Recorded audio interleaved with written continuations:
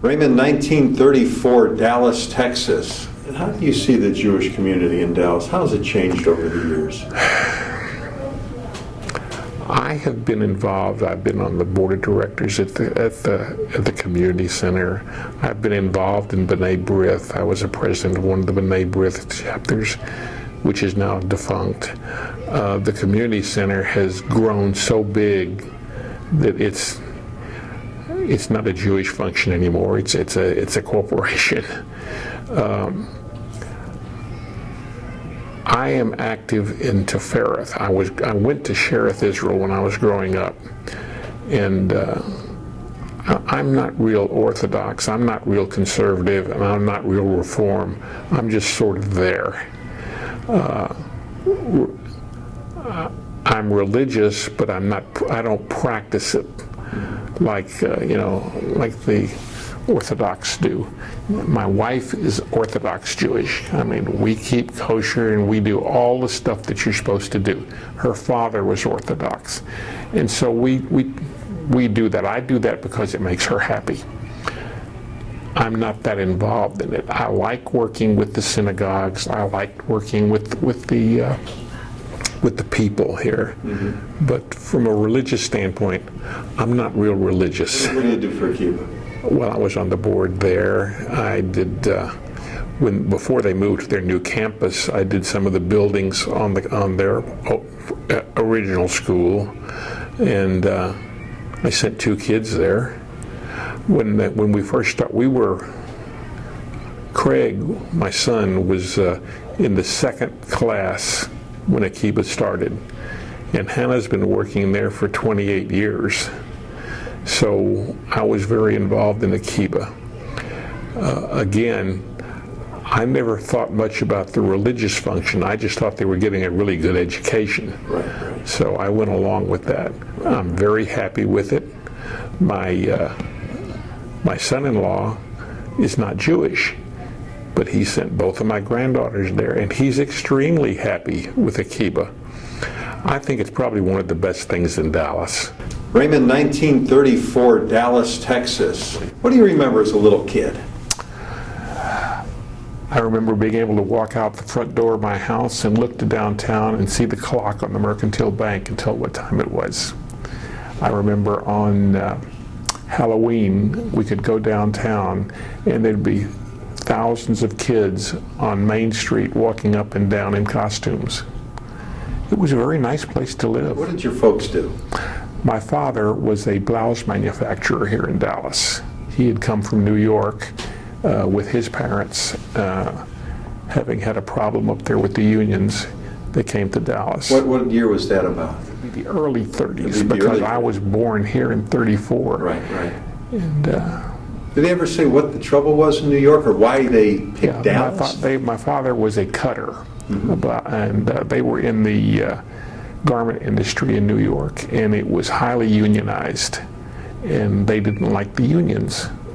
So my grandfather and my father and his 4 brothers just hooked them down to Dallas. Wow. They just came here and they opened up a blouse.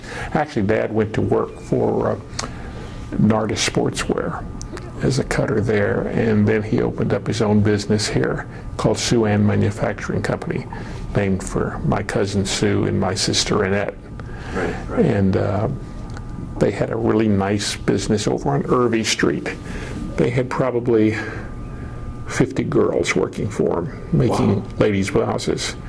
And after about, I guess when I was about 12 or 13 years old, the unions came to Dallas and tried to organize here. And my father's shop was one of the places they tried to organize.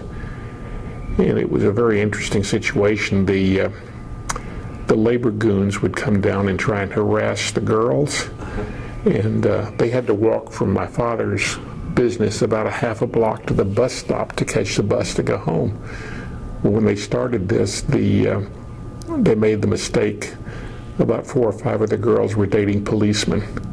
And the policemen came down here and just really beat up on the goons, and they never came back. Wow. And it was very interesting. I have an article in the Dallas Morning News where it says Dallas manufacturers beats the unions. Wow. And it was a long time before they ever tried to unionize here again. Wow. It was a very interesting time. Now, did your folks ever talk about, is that move down here was in the Depression? That's correct. And so that had to be a difficult time. Now, was your dad already married to your mom, or did he meet her down here? Okay, so they were married up in New York. They were married in New York. Okay. The only conversation that I ever remember about my dad was when they came down here was, my name is Lambert, but in New York it was Cohen. And the story we got was somewhere along the line coming down here, they decided to change their name. And the story they gave me was that on the train they passed a barn that had a paint sign on it, and part of the name was Lambert. So that's what they picked to do. Now, I have no idea if that's true or not, but that was the storyline they gave us. Wow. And we lived with it, and I was very happy being Lambert. Yeah, that's all you knew. That was all I knew. Well, tell me about your grandparents. Do you remember them at all? My father's father, I never met. My father's mother, I did. My grandfather was David Birnbaum here in Dallas. He was an investor partner in the movie business in California before they had talkies. And when talkies came in his infinite wisdom, he decided that would never work, so he sold his interest in Metro-Goldwyn-Mayer and moved to Dallas. He got enough money to where he was basically retired. He lived here. We lived on Forest Avenue, which is now Martin Luther King, in a very nice house, really a big house. And all he did was get up in the morning and go play the stock market. He was interested in the film industry. My grandmother was just a very nice lady. Both of them lived pretty good lives. My grandmother got ill and was bedridden for probably 6 or 7 years. Did he ever tell you how he got into the film industry in California? Nope. Actually, I think my grandparents' attitude was children should be seen and not heard, and you don't really talk to them. Yeah.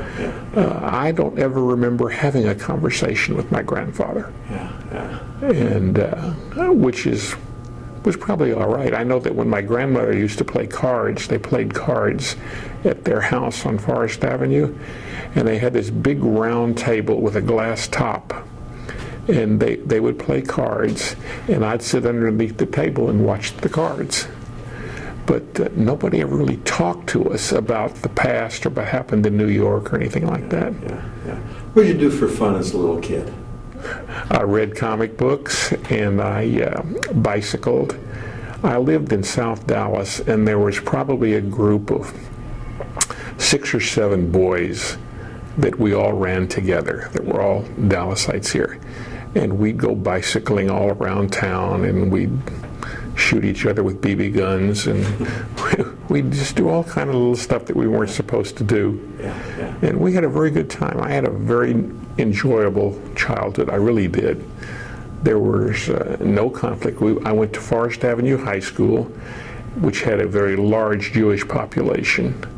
I lived close enough to where I could walk from my house to school, and realistically, I didn't have to study very hard.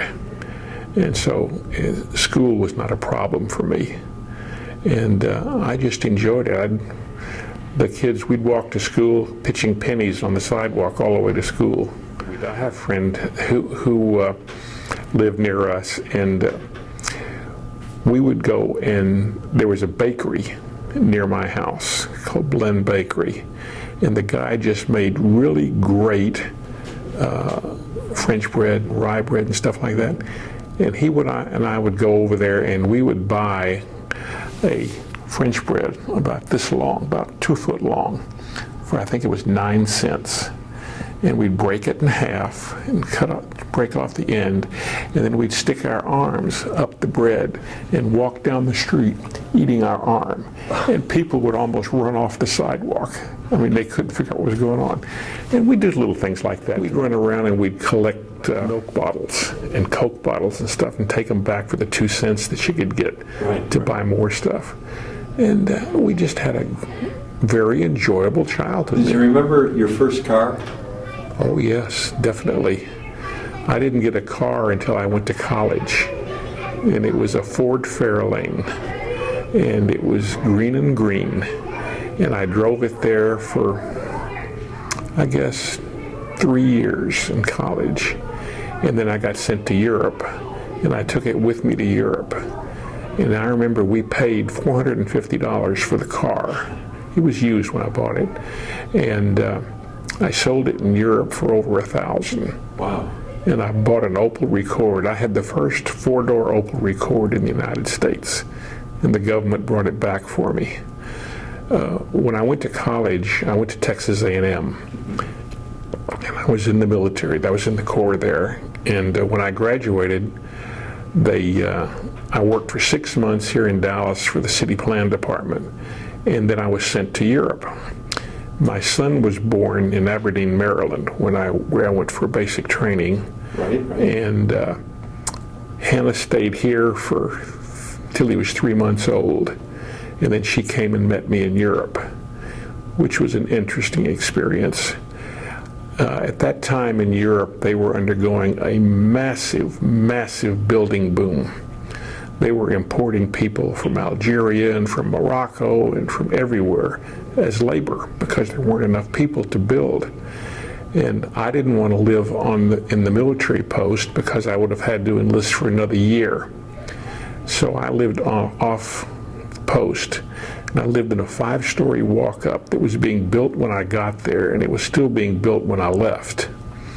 But it was a very nice brand new building, and when I picked Hannah up at the airport and brought her to the place to live, we had to walk up 5 flights of stairs carrying my son and all our luggage. And we got up to the top floor where we were living, and we walked in. And the way the building was built, the floor was made out of concrete mixed with wood chips for insulation. And when we got there, they hadn't put any linoleum down. And Hannah walked in, and she took one look at this place. The kitchen had no appliances. There was nothing there but a sink. The windows had no screens on them because they didn't have screens there. And she took one look at this place, no closets. And she sat down in the middle of the floor on her suitcase and cried. That was the worst experience she'd ever had. But we got everything fixed up, and it was a very nice place to live. The German landlady was not a Nazi. She told me quite specifically that she liked Americans. And she didn't know any Nazis. She didn't know where they were, but I'm sure they were there somewhere, but she didn't know. And she was really very nice to us. Now, what year is this? Around 59? About 59. So you were in the service. It was in between Korean conflict and then Vietnam. Right. Kind of. Okay. The only interesting time that I had there, the Russians decided to take Berlin back. The Berlin airlift had been going on when I got there, and they decided to stop it. So 7th Army was put on alert, and we were told to get ready to evacuate. At that time, there were 14,000 dependents in Europe. Right. And I was told that there were seven airplanes and 14 ships, or vice versa, I forget which, available for evacuees. And that we would be given notice, and everybody was to drive to Nancy, France, to get on the boats. Well, a week later, there were only 3 airplanes and 2 or 3 ships. And 3 days after that, there were no airplanes and no ships, and not one dependent had left Europe. Wow. And I went to the officers club one day, and I met one of my friends there, and he said, "Lambert, have you got your rocks ready?" And I said, "What do I need rocks for?" He says, "Well, you know the orders, the standing orders to hold Europe for 14 days for resupply from continental United States." And I said, "Yeah." He says, "Well, there's only 3 days supply of ammunition here, so you better have a lot of rocks to throw at these Russian tanks, because there's 37 Russian divisions on the border in Poland, and we only have 3 here. So it's going to be interesting." And I talked to one of my buddies later on in the intelligence division, and he told me that not to worry, the Russians won't invade. And I said, "Why not?" He says, "Because the Germans won't let them." I says, "They don't want them to invade." I says, "Why is that?" He says, "Because we've got atomic mines all along the border, and as if they try and cross it, we'll blow them up, and the Germans don't want that to happen. So they'll work out something with them." And they did. Did you always want to go in the service? I went to Texas A&M. I had planned to be in the Army from day one. The problem I had was my feet were so flat I couldn't get in the infantry, and my vision was so bad they wouldn't let me fly an airplane. So I ended up in the Ordnance Corps, which was okay. I didn't mind it. I had a good time. I was in a company stationed in Mannheim, Germany, and we had all the supplies for 7th Army. I had 7 warehouses. I had probably an area half a mile by a mile with nothing but warehouses full of supplies. And we shipped stuff all over Europe. And I had my company, I was in the 44th Ordnance Company, and I had 21 2.5-ton trucks and 48 18-wheelers, and not counting my Jeeps and stuff like that. And we would travel stuff all over Europe, taking supplies. My company officers, there were 7 of us, and I think the oldest one was probably 30. And we went everywhere in Europe on vocal orders of the commanding officer. I used up none of my leave time in the 2 years I was there. And we saw every castle within 600 miles. And I got to see a lot of stuff architecturally that I wanted to see, because my major in college was architecture. I consider it a 2-year vacation. Yeah, there was nothing bad. My only problem that I had was I don't drink. And there was so much good stuff to drink in Germany that I never got to take advantage of. We were stationed about 21 kilometers from Heidelberg. And Heidelberg at that time had the largest officers club in the world. And it was just beautiful. And we'd go there for dinners and stuff like that. So now coming home, where do you go to? I came straight back to Dallas. And then what did you get into? I went to work for the city planning department for the city of Dallas.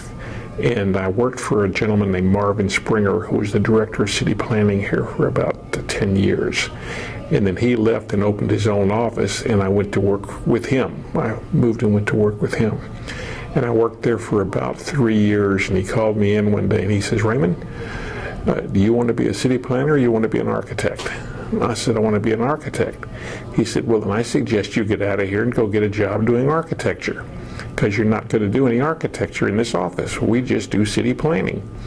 I said, "Okay." So I went out and I found a gentleman by the name of Paul Bentley, who was an engineer, but he had a firm that worked in Texas doing public housing.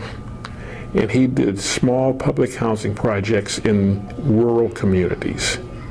And I worked for him for about 3 years, and with the understanding that he was an older man, he was probably in his late 80s, that when he died, he would leave the firm to me and to another guy who was doing the promotion work. And when he did finally die, his wife decided that that wasn't what she wanted to do, that she and the lady secretary would take over the business and we could work for them. Well, I told her not only no, but hell no, and I quit. And when I quit, 5 of the jobs that they had came with me. And so I walked out of there and I had my own business. and I never looked back. I worked for myself from then on. I never had a job. I never worked for another office. Now tell me, when did you and Hannah meet? When she was 5 years old. She lived next door to my cousin Sue, and I would go to see Sue, and they lived next door. And I've known her forever. Your whole life, basically. Now, when did you guys start dating?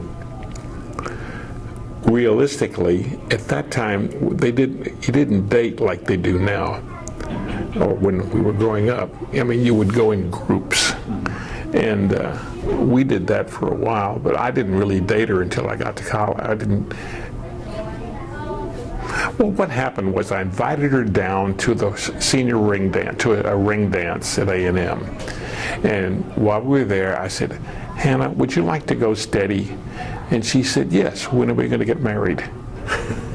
I'm already committed, what can I do? Yeah. And here I am. So I said, "Anytime you want." So you guys got fine. married in Dallas, and one child was born before you went to Europe. He was born in Aberdeen, Maryland. Okay. She was pregnant, and I went to Aberdeen for my basic training. Right. And Craig was born there. We went to the movie. I dropped her off at the hospital, and the next morning I went back and picked up her and the baby. Wow. The Army does things very efficiently. Yeah. Where was your other child born? Dallas. So it was after you came back from Yeah. Europe. Okay. Hannah and I were both born here. I was born in the basement at Baylor Hospital. She was at St. Paul. But the kids, Aberdeen was, the hospital there was a military hospital. And the kids had no problem at all. It's worked out fine. What was the happiest time in your life? All of it. What do you think was the neatest invention you ever saw?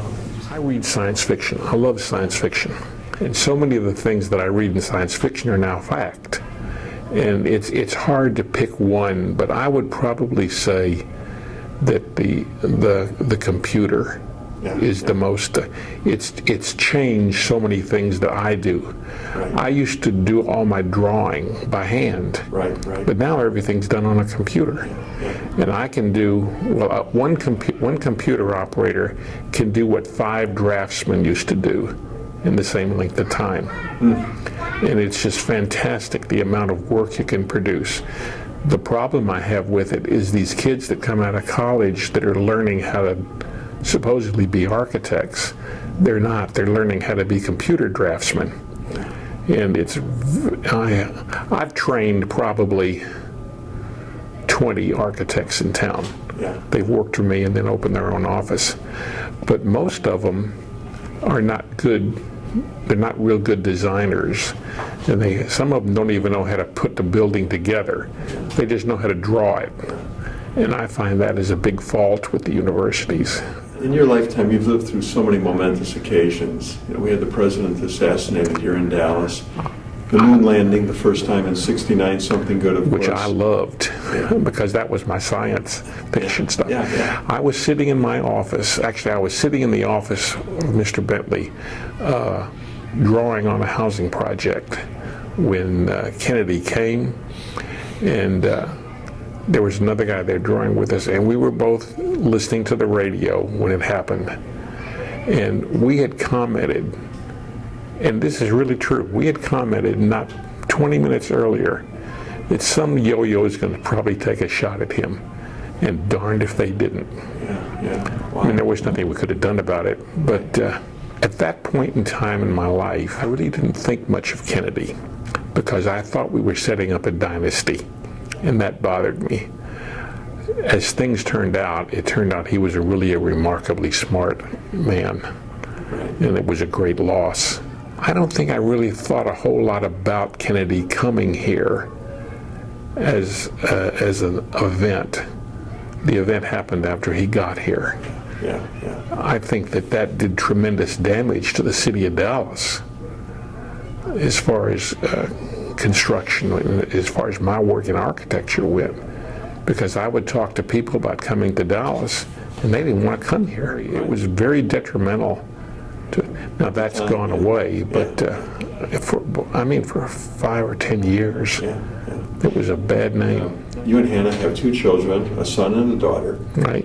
4 biological grandkids, 1 step-grandchild. What advice does Granddad have for that next generation? The non-biological grandchild went to Annapolis, graduated Annapolis, became a Marine officer in a nuclear submarine, doing what he wants to do. He's happy, married. My oldest grandson is now in Cape Town, working for a company there. My oldest granddaughter is just turned 21 because her birthday and my birthday are the same. She was a birthday present one year. And she is getting ready to go to Bernard College. And the other 2 are at Akiba. And I've told all of them the thing that I would best suggest that you do is find a job that you like, because the rest of it will work out. If you're doing something the rest of your life that you like, you'll be happy. And if you can find somebody you want to live with for the rest of your life, I suggest you do Thanks that. for doing this today. You did a great job, man. Thank you, sir. It was fun.